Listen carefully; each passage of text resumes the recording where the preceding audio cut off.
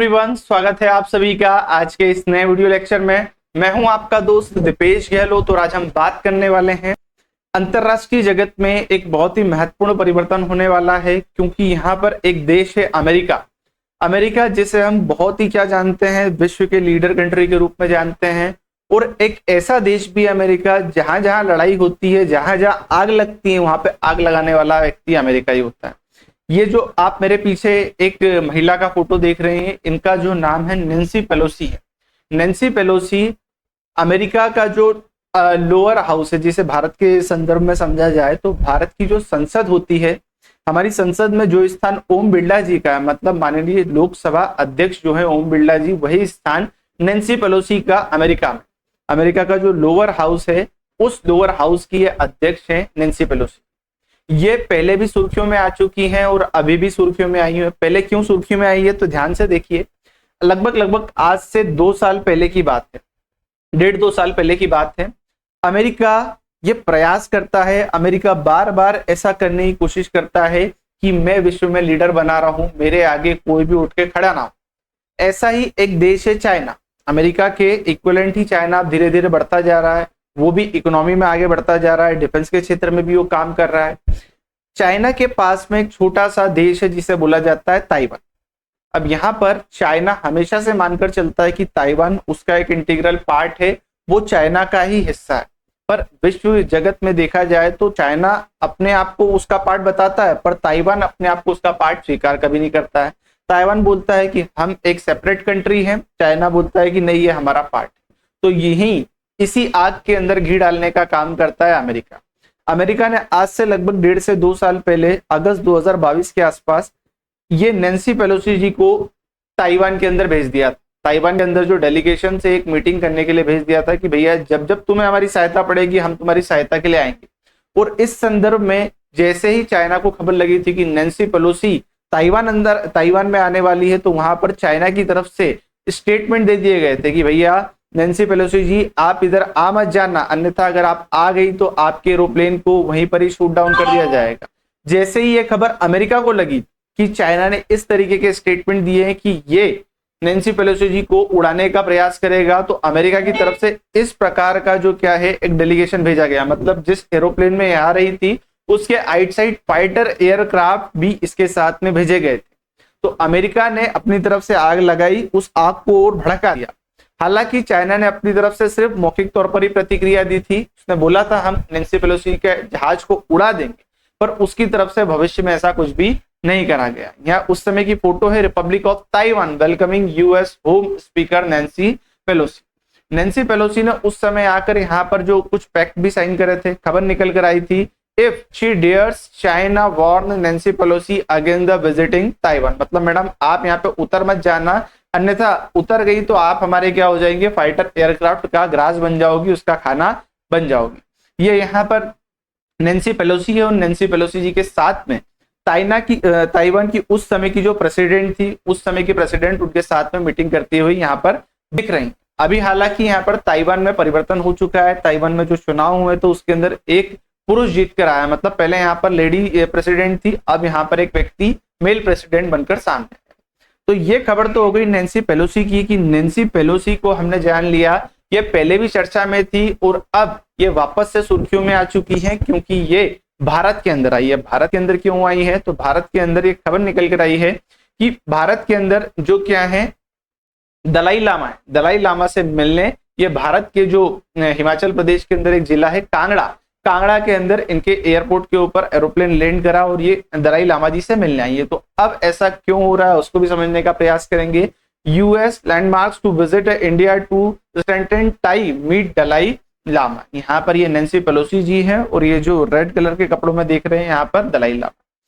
अब यहाँ पर अमेरिका का क्या है, मतलब उसकी अंदर से इच्छा ही ऐसी है, या बोला जाए तो उसका व्यक्तित्व ही ऐसा है, उसकी पॉलिसी ऐसी कि कभी भी शांत नहीं बैठना। अब अमेरिका में धीरे धीरे चुनाव की तरफ बढ़ने वाले हैं और वहां पर उनके पास कोई मुद्दा है, तो अब ये एक ऐसा मुद्दा उठाने वाले, मतलब मुद्दा है नहीं पर ये मुद्दे को बना रहे कि हम चाइना को किस तरीके से एग्रेशन दिलाएं।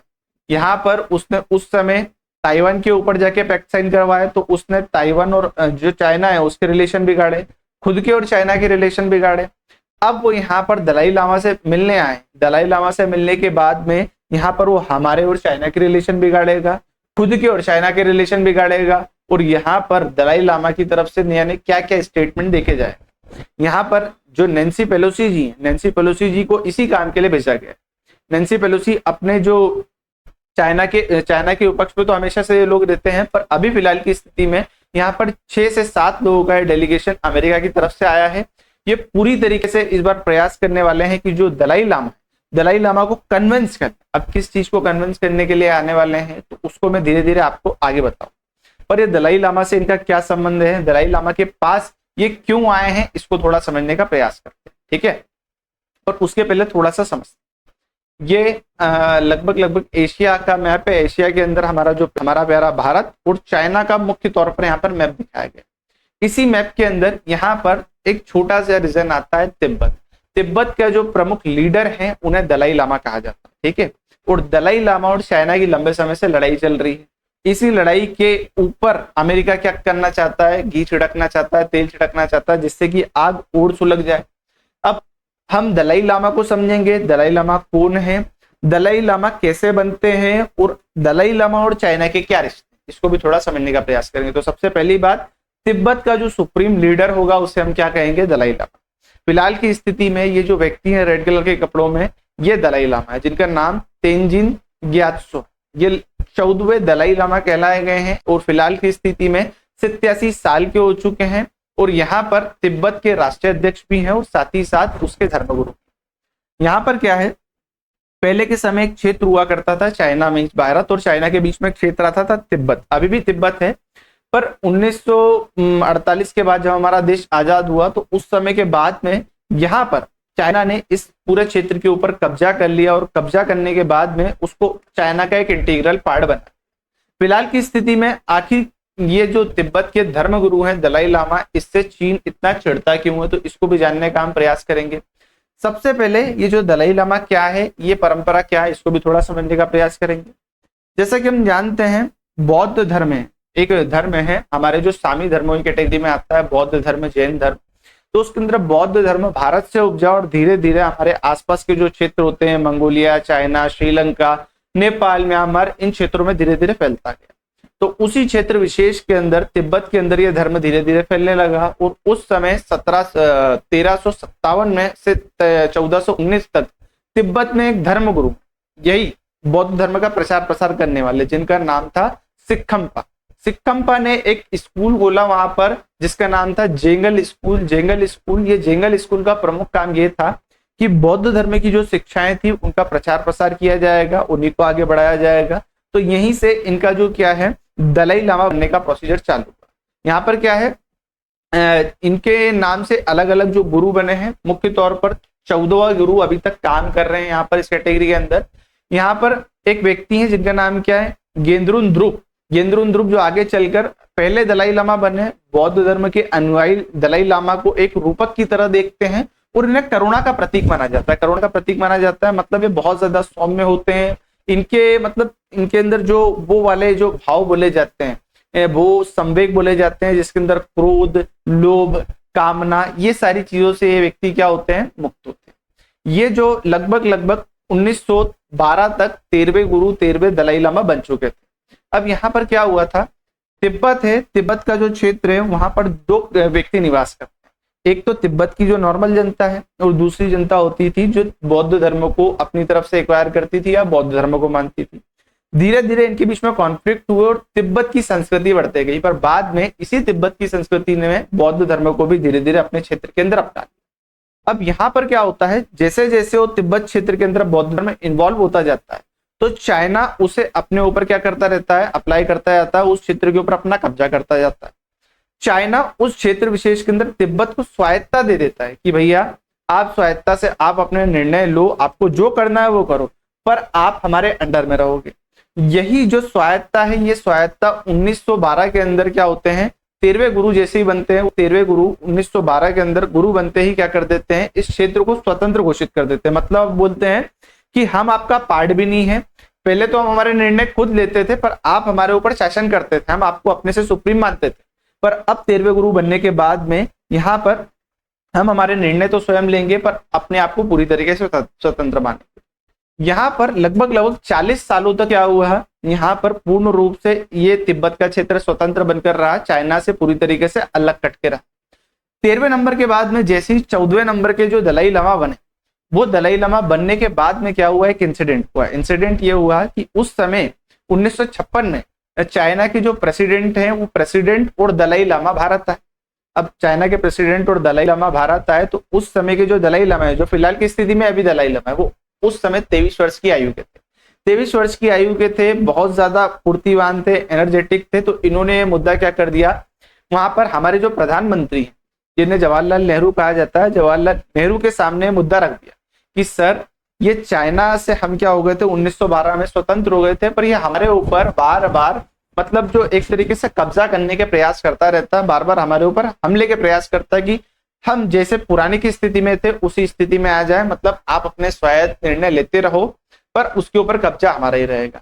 तो ये जो यहाँ पर स्थिति देखने को मिली, जो चाइना के प्रेसिडेंट थे उन्होंने बोला दलाई लामा तो भाई ज्यादा तेज चल रहा है, तो यहाँ से तो चले गए, रिटर्न में चले गए और दलाई लामा को लेकर भी चले गए। और दलाई लामा तिब्बत के क्षेत्र में निवास करते थे और जो चाइना के प्रेसिडेंट हैं वहां की जो राजधानी है बीजिंग उस क्षेत्र में निवास करते थे। तो इन्होंने दलाई लामा को एक संदेश भेजा।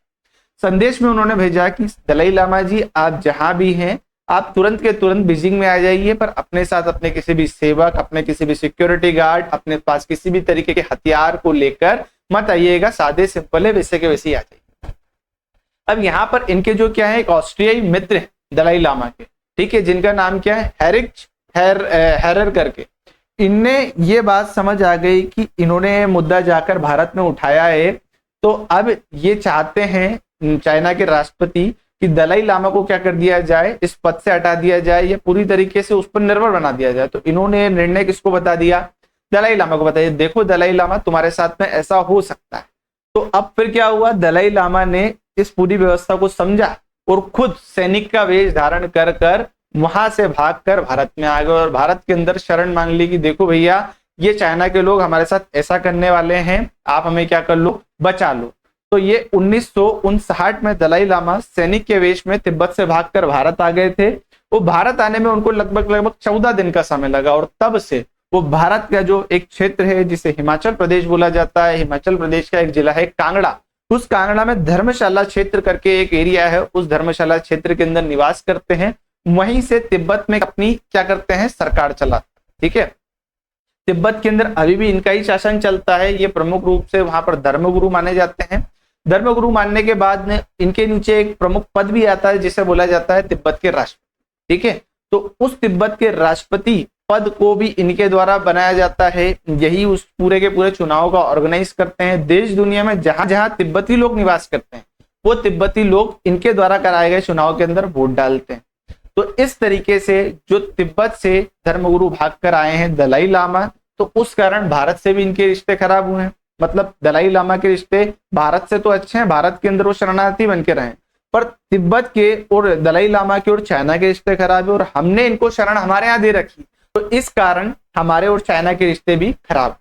तो इन्हीं दलाई लामा से मिलने ये जो नैन्सी पेलोसी जी हैं फिलहाल की स्थिति में ये भारत आई। ये हमारा जो प्यारा भारत है, हमारे प्यारा भारत के हिमाचल प्रदेश के अंदर एक जिला है कांगड़ा, उस कांगड़ा में धर्मशाला क्षेत्र विशेष के अंदर ये रहने यहाँ पर मतलब इनसे मिलने आई हैं। पूरी की पूरी जो सरकार है, पूरा का पूरा तिब्बत का शासन है दलाई लामा के द्वारा इसी क्षेत्र विशेष से चलाया जाता है। अब बात हुई है कि यूएस में होने वाले हैं इलेक्शन। अब यूएस में इलेक्शन होंगे तो उनको मुद्दा चाहिए, तो एक मुद्दे को ये अभी ज्वलंत रूप से उठा रहे हैं कि भैया जो चाइना है, चाइना बहुत बड़ा कब्जाधारी व्यक्ति है। कब्जाधारी व्यक्ति मतलब जहां उसे दिखता है वहां वो कब्जा कर लेता है। जैसा हमारे साथ उन्होंने गलवान वैली में इंसिडेंट में कहा था, चाइना का नहीं, वो क्या करता है पहले किसी भी जमीन पे 5 कदम चलेगा, मतलब 1 2 3 4 5, देखता है कोई कुछ बोल रहा है क्या, तो कोई कुछ नहीं बोल रहा तो जमीन उसकी हो गई। पर सामने वाले ने अगर बोल दिया कि ये जमीन मेरी, तो फिर वो उससे बातचीत करता है, नहीं देखो मैं 5 कदम आया हूं तो 5 कदम तो पूरी मेरी है। वो बोलेंगे नहीं नहीं नहीं नहीं, नहीं ऐसा नहीं, तो बोलेगा देखो 5 कदम नहीं 3 कदम तो मेरी, 5 कदम नहीं 3 कदम तो जमीन मेरी है। तो फिर वो बोलते हैं अरे यार पहले 5 जा रही थी, अब 2 तो दे ही रहा है, 3 इसकी मान। तो इस तरीके से पहले 5 कदम आगे चलता है, 2 कदम पीछे आता है और 3 कदम को अपने अंदर शामिल कर लेता है। तो इस तरीके से इस पूरे क्षेत्र विशेष के अंदर जो एशिया वाला रीजन है, चाइना ने बहुत सारे क्षेत्रों के ऊपर अपना कब्जा कर रखा है। तो नैन्सी पेलोसी जी यहाँ पर दलाई लामा के पास आई हैं और एक प्रस्ताव लेकर आई है कि यूएस की जो संसद है उसके अंदर हम एक कानून बनाने वाले हैं। उस कानून के अंदर हम पूरी दुनिया को ये बताएंगे, पूरी दुनिया में उजागर करेंगे कि सबसे बड़ा कब्जाधारी व्यक्ति ये चाइना है। ये आपके तिब्बत के ऊपर भी कब्जा कर रखा है, मंगोलिया के ऊपर भी कब्जा कर रखा है, कोरिया के ऊपर भी कब्जा कर रखा है और साउथ चाइना सी के ऊपर तो ये कब्जा करके ही पूरा इसने रख रखा है। तो इसके झूठ को हम उजागर करेंगे। आप अपनी तरफ से हमारा समर्थन कर दीजिए। हम यहाँ पर कानून बनाने जा रहे हैं, ऐसा नहीं हो कल को हम कानून बना के रेडी हो जाएं, जो बाइडेन से हस्ताक्षर करा ले और उस हस्ताक्षर के बाद आप पीछे हट जाएं। तो ये इसी बात की मीटिंग करने नैन्सी पेलोसी जी यहाँ पर हमारे जो हिमाचल प्रदेश के कांगड़ा जिले के अंदर यहाँ पर आई हैं और दलाई लामा जी से पूरी मीटिंग करी। हालांकि दलाई लामा ने यहाँ पर इस पूरे के पूरे कार्यक्रम में उनका समर्थन करा। उन्होंने बोला हाँ तुम आगे बढ़ो नैन्सी पेलोसी, मैं तुम्हारे साथ हूं, तुम कानून बनाओ, इस कानून के अंदर मैं तुम्हारा पूरा समर्थन करता हूं। तो इस तरीके से यहाँ पर जो अमेरिका है, अच्छा भला माहौल चल रहा है। भारत के चाइना के अभी कुछ खराब रिश्ते चल नहीं रहे इतने ज्यादा, कोई ऐसी ज्यादा कोई द्वंद्व की स्थिति चल नहीं रही है, युद्ध की स्थिति चल नहीं रही है। पर खुद के देश में इलेक्शन है तो खुद की सीट ऊंची करने के लिए भारत और चाइना के बीच में क्या कर रहा है, दरार पैदा कर रहा है। अब यहाँ पर जैसे ही क्या होगा, दलाई लामा ने अपनी तरफ से स्वीकृति दे दी है, अब चाइना अपनी तरफ से क्या करेगा, कमेंटबाजी करेगा। तो कमेंटबाजी निकल के आ गई है। ये बोल रहे हैं कि देखो रूस, देखो अमेरिका, तुम जो कर रहे हो गलत कर रहे हो, ये हमारा एक इंटीग्रल पार्ट है, हम जो भी कर रहे हैं यहाँ पर पूरी तरीके से सही कर रहे हैं। ये एक वीडियो है, हालांकि अभी प्ले नहीं होगी, इसके अंदर उन्होंने बताया कि तिब्बत के क्षेत्र को हमने बहुत ज्यादा डेवलप कर दिया है। वहां पर हमने जो तिब्बत की जो धार्मिक शिक्षा होती है उसको उसी प्रकार से प्रसारित कर रहे हैं, जो वहाँ का कल्चर, उस कल्चर को हमने प्रिजर्व करके रखा है। जिस तरीके से वहाँ की विविधता है उस विविधता को हम संवार कर रखते हैं। तो यहाँ पर अमेरिका का प्रयास है कि किस तरीके से मैं मार्केट में आ जाऊं, मैं लाइमलाइट में आ जाऊं, मैं जो धीरे धीरे पीछे हटता जा रहा हूं, विश्व की सर्वोच्च शक्ति से मैं मेरा जो स्थान था वो धीरे धीरे कम होता जा रहा है, तो किस तरीके से मैं आ गया। तो इसलिए वो प्रयास करते ही रहेंगे। इसी प्रयास को आगे बढ़ाने के लिए नैन्सी पेलोसी को लाया गया था। अब यहाँ पर इनकी मीटिंग हुई है। हालांकि यहाँ पर जो दलाई लामा है उन्होंने पूरी तरीके से स्वीकृति दे दी है। अब आगे देखते हैं क्या होता है। हाँ, ये चाइना से भाषणबाजी या बयानबाजी करके ही खुश हो जाता है या इस संबंध में कोई एक्शन भी लेगा, ये भविष्य के गर्भ में छुपा हुआ है। इसके संबंध में जो भी आगे क्या होगा, डेवलपमेंट होगा, उस डेवलपमेंट को मैं मेरे इसी चैनल के ऊपर प्रदर्शित करूंगा। अगर आपको ये वीडियो पसंद आती है तो अपने फैमिली फ्रेंड्स के साथ में इसे शेयर करिए, मेरे चैनल को सब्सक्राइब कर दीजिए, जिससे कि इससे संबंधित और वीडियो लेक्चर आपके पास में समय अनुसार पहुंचते रहें। मिलते हैं किसी अन्य वीडियो लेक्चर में, तब तक के लिए धन्यवाद। जय हिंद, जय भारत।